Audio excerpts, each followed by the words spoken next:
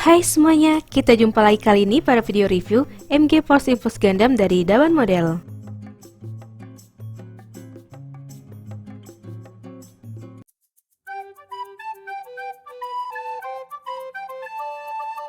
Force Impulse Gundam adalah Gundam pertama yang dipiloti oleh salah satu protagonis utama dari serial Gundam Seed Destiny, yaitu Shin Asuka, sekaligus menjadi salah satu main Mobile Suit di awal sampai pertengahan cerita Gundam Seed Destiny. Gundam ini merupakan Mobile Suit milik ZAF yang menggunakan sistem modular sehingga bisa berganti peralatan dengan mudah menyesuaikan medan pertempurannya. Di video kali ini, kita akan membahas versi model kit kelas Master Grade dari Gundam Force Impulse ini. Tapi kit ini bukan produk lisensi dari Bandai ya, melainkan dari pabrikan third party yaitu Daban Model. Kit ini secara basis mengambil dari kit Master Grade dari Bandai, namun detailnya ini sedikit diubah oleh Daban Model, sama seperti MG Gundam Freedom 2.0 yang pernah aku review sebelumnya. Untuk detail yang diubah pada kit ini mengambil desain dari resin conversion kit, jadi secara tampilan sudah cukup bagus.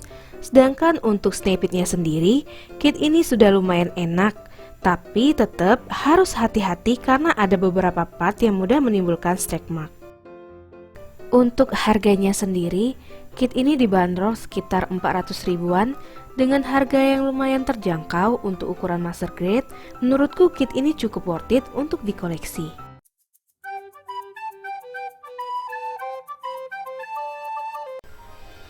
Untuk bagian kepalanya ini bisa ke bawah, juga bisa ke atas, bisa miring kiri kanan, juga bisa toleh kiri kanan, dan kepalanya juga bisa diputar seperti ini. Untuk bagian lehernya yang ini bisa digerakin. Pinggangnya bisa digerakin ke depan ke belakang, juga bisa digerakin sedikit seperti ini. Lanjut ke bagian bahunya itu bisa digerakin terpisah. Terus tangannya juga bisa diputar seperti ini. Bagian lengannya ini juga bisa diputar. Tangannya bisa diangkat sejauh ini. Tangannya bisa ditekuk. Dan di sini kelihatan ada armor yang bergeser. Untuk pergelangan tangannya juga bisa digerakin seperti ini.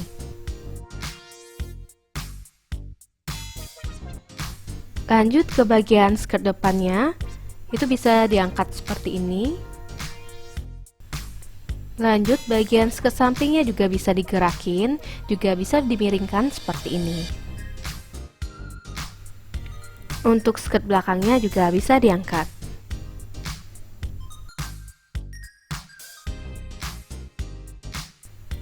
Kakinya bisa ke depan sejauh ini, juga bisa ke belakang segini.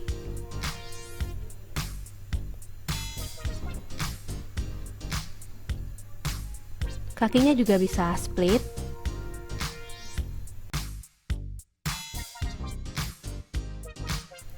Seperti ini. Terus untuk bagian yang ini itu bisa diputar ya. Kakinya bisa ditekuk. Dan di sini kelihatan ada armor yang bergeser.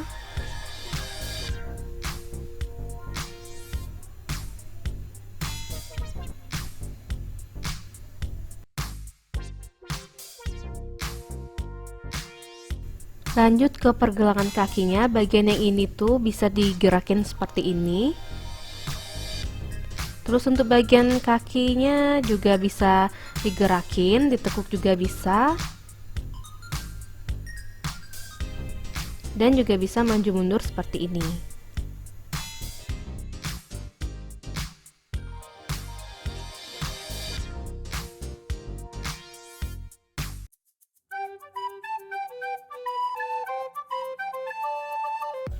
Aksesoris pertama yang kita dapat di sini ada beam rifle seperti ini tampilannya. Di sini ada part warna merah. Terus di sini kelihatan ada detailnya. Dan bagian ini bisa digerakin seperti ini. Bagian yang ini juga sama, bisa juga digerakin dan juga bisa digerakin maju mundur seperti ini. Selanjutnya kita juga dapat sebuah perisai seperti ini, dan bagian bawahnya ini itu bisa digerakin, diputar seperti ini. Terus juga bisa digerakin seperti ini. Yang ini juga bisa digerakin. Dan yang ini juga bisa kita masukkan seperti ini. Dan seperti ini tampilannya. Kita juga dapat beam saber dan juga efeknya. Lalu kita juga dapat siluet flyer seperti ini. Untuk bagian yang ini bisa ditarik seperti ini. Dan ini kalau kita bandingkan sama versi RG-nya.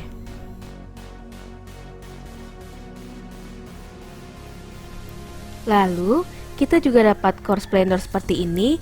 Untuk detailnya cukup bagus. Di dalamnya bisa kita lihat ada pilotnya. Dan ini kalau kita bandingin sama versi RG-nya. Selanjutnya kita juga dapat for silhouette pack. Seperti ini tampilannya. Untuk bagian yang ini tuh bisa digerakin sedikit. Terus bagian yang ini tuh bisa digerakin seperti ini. Bagian yang ini juga bisa digerakin. Dan untuk bagian yang ini juga bisa diputar seperti ini. Dan juga bisa digerakin seperti ini. Dan untuk sisi satunya sama seperti yang tadi. Selanjutnya kita juga dapat beam sword Excalibur seperti ini.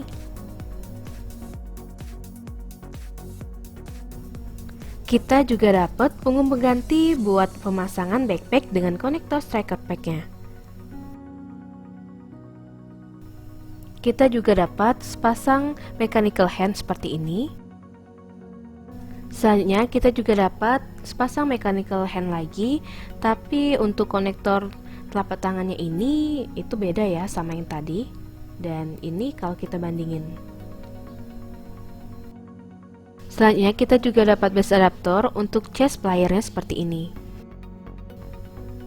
Selanjutnya kita juga dapat base adaptor untuk leg player. Kita juga dapat base adaptor untuk cosplayernya. Dan kita juga dapat base adaptor untuk silhouette player. Selanjutnya kita juga dapat landing gear seperti ini untuk silhouette playernya. Lalu kita juga dapat landing gear untuk leg playernya. Lalu kita juga dapat landing gear untuk chest player. Dan ini landing gear untuk core splendernya.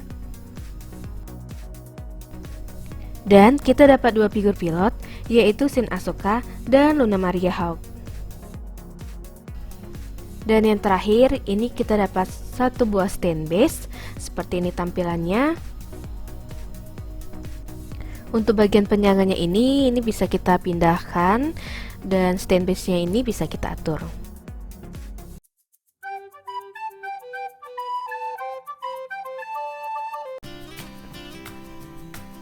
Sama seperti kit impulse lainnya, MG Force Impulse ini juga bisa dibagi menjadi 4 unit terpisah seperti ini. Ini yang pertama mulai dari leg player, terus ada chest player, selanjutnya ini ada silhouette player yang berfungsi untuk membawa perlengkapan dari Impulse Gundam seperti silhouette pack. Dan untuk terakhir ini ada Core Splendor yang merupakan tempat pilot dan inti dari Impulse Gundam.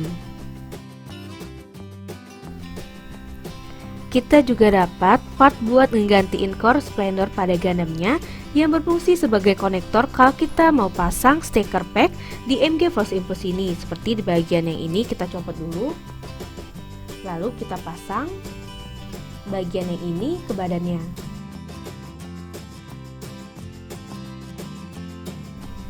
Setelah part penggantinya dipasang, kita tinggal pasang kembali bagian atas Gundam seperti semula.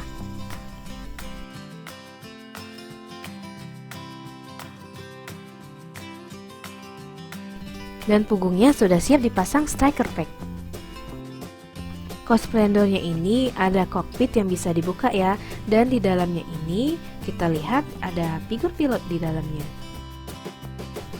Dan seperti MG pada umumnya, kokpit Force Impulse Gundam ini bisa dibuka ya, tapi nggak ada figur pilot di dalamnya, karena figurnya dipasang pada Splendornya.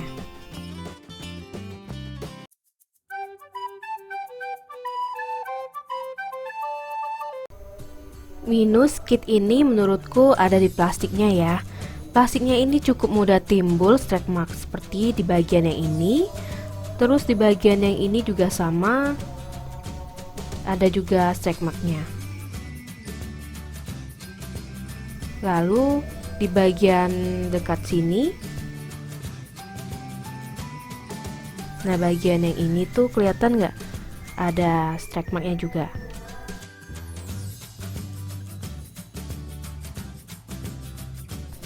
Lalu untuk tangan kanannya bagian telunjuk dan jempolnya ini luas banget ya. Dan seperti ini itu gampang copot.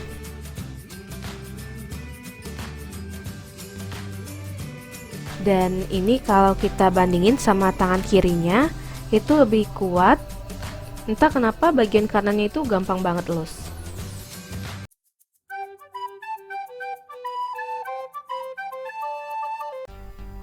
Untuk perbandingan pertama, di sini aku bandingin sama RG Force Impulse dari Bandai. Perbedaan yang paling kelihatan pertama ada di bahunya, di mana bahu RG lebih mengotak, sedangkan MG Dabannya lebih meruncing. Perbedaan selanjutnya ada di bagian kaki, di mana kaki kit RG lebih membulat, sedangkan kit MG-nya lebih meruncing. Dan kalau dinilai secara keseluruhan, kit RG ini desainnya lebih anime akurat ya. Sedangkan kit MG Daban desainnya sudah diubah mengikuti resin conversion kit. Dan terakhir untuk siluet packnya juga desainnya itu udah beda banget ya. Selanjutnya, di sini aku bandingin sama Gundam Freedom 2.0 dari Daban model. Kedua kit ini sama-sama mengambil desain dari MG Bandai, tapi desainnya sedikit dirubah oleh Daban model menjadi lebih heboh, dengan tekukan dan juga panel lining di mana-mana. Untuk tinggi kitnya sendiri, Freedom sedikit lebih tinggi ya dibandingkan Impulse, karena emang MG Freedom 2.0 ini lebih tinggi dibandingkan MG kebanyakan. Dan terakhir, untuk perbandingan ukurannya di sini aku bandingin sama MG L-Strike Remaster dan MG Sazabi Perka. Seperti bisa kita lihat, Force Impulse ini tingginya standar untuk ukuran MG dan sedikit lebih tinggi jika dibandingkan MG L-Strike, yang memang tingginya sedikit lebih pendek dari MG kebanyakan.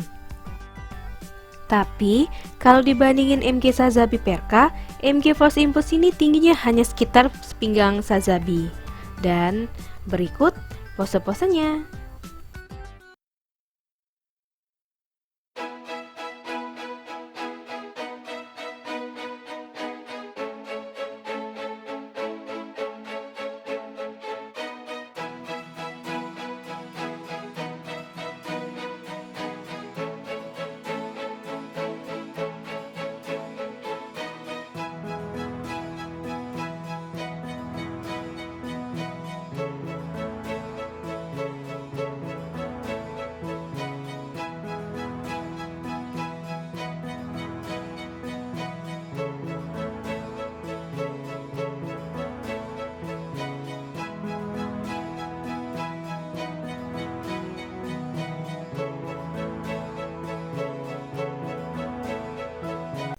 Oke, sampai di sini dulu review kita kali ini. Jika kalian suka, klik tombol like dan jangan lupa komen di bawah jika ada yang ingin tanyakan. Kita jumpa lagi pada video selanjutnya. Terima kasih.